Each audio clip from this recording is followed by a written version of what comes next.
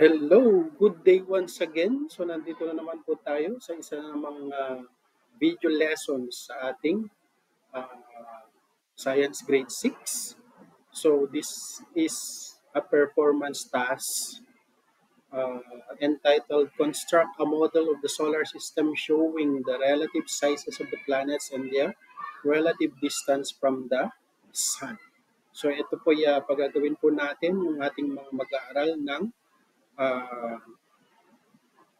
ng kanilang model. So, ito po yung activity. So, the 8 planets travel around the sun and comprise the solar system. The planets held in orbit by the sun's gravity.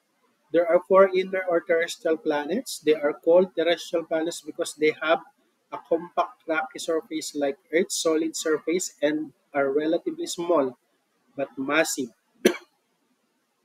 The 4 outer planets are Jovian planets. They are called Jovian because they have relatively small dense core surrounded by massive layer of gas.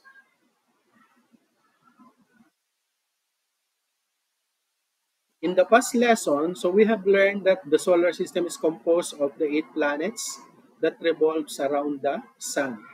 So, meron po tayong activity dito. May mga question and answer. So, i-represent ko po pero hindi na natin ito sasagutin. Pero pag sa klase niyo po, sa teacher, it is a must for them to answer these questions. So, which planet in the solar system is closest to the sun? Number 2, which of the following is located on the outermost part of the solar system? Number 4, which of the 4 planets has the hottest temperature? Number 5, which is the largest planet in the solar system? So, ito na po yung ating activity. Space neighbors. So in this activity, we'll need the following materials: 1/2 of Manila paper or old newspaper, ruler, string or thread, glue, any coloring material available to them. Then, so this is the direction. Construct the model of the solar system showing the relative distance of the suns of the planet from the sun and their relative sizes following the procedure. Prepare all the materials needed. Draw the sun in the Manila paper. Measure the distance of the planet from the sun. Put a mark labeling it with the same of the planet. With the name of the planet, I should say. Make sure you follow the scale distance referred to table for the scale this planet distances. So ipapakita ko po mamaya. Next, number 4, measure of the sizes of the planets and draw a circle according to the scaled size where you put the label. Make sure you follow the scaled sizes. Color your work. Refer to the table 2 for the sizes. Attach the string from the sun to each planet using a glue. Then label each planet.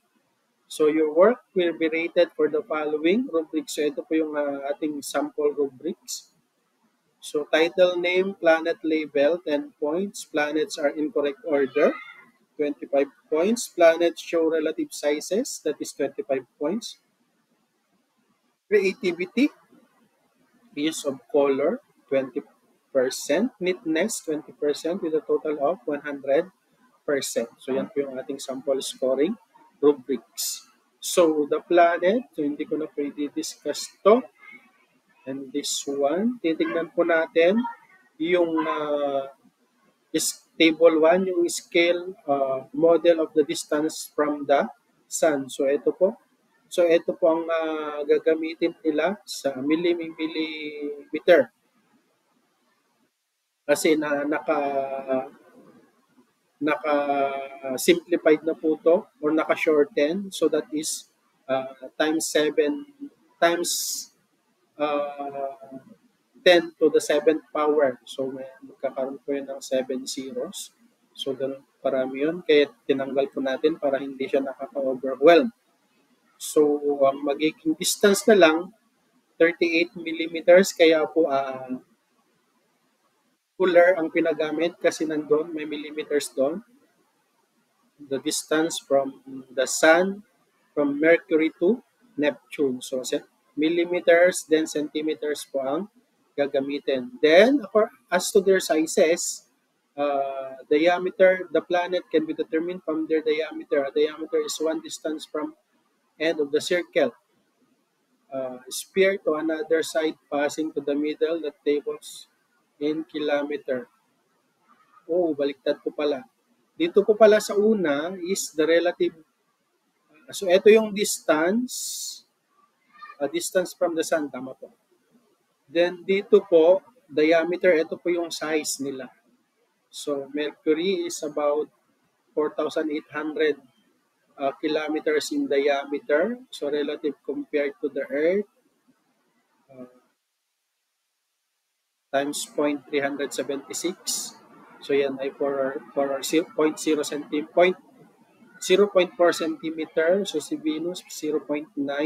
Si Earth, 1 centimeter. Si Mars, 0.5. Si Jupiter, 11 centimeter. So, mas malaki po yan.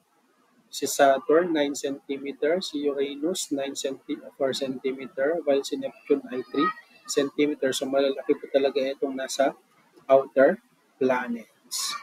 So, with that, maraming salamat po. Sana po makagawa ang ating mag-aaral ng hindi na po ako nakagawa ng sample kasi medyo minadali ko po ito. Pero madali lang po naman siyang sundan.